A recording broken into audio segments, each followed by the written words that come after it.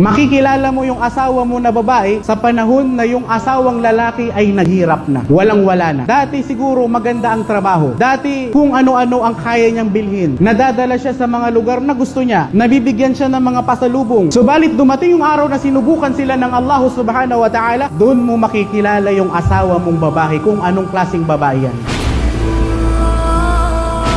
Kaya nga pinayuhan ka ni Propeta Muhammad sallallahu alaihi wasallam na maghanap ng mapapangasawa dahil magiging nanay yan ng mga anak mo. Hanapin mo yung may ganap na takot sa Allah subhanahu wa ta'ala na kung saan pinapakasalan sila sa 5 bagay: kanilang kagandahan, ang kanilang kayamanan, ang laki ng kanilang angkan, ang kanilang mga posisyon sa buhay. Subalit hanapin mo yung babae na kung saan mayroong din. Saribat yada, sabi ni Propeta sallallahu alaihi wasallam, nang sa gayon hindi ka magsisi. Makikilala mo yung ang asawang babae sa panahon na walang-wala na yung lalaki. Kapag ang babae na ito ay nagsabar, nagtimpi, kung ano lang ang mayroon sa hapagkainan, nagsasabar.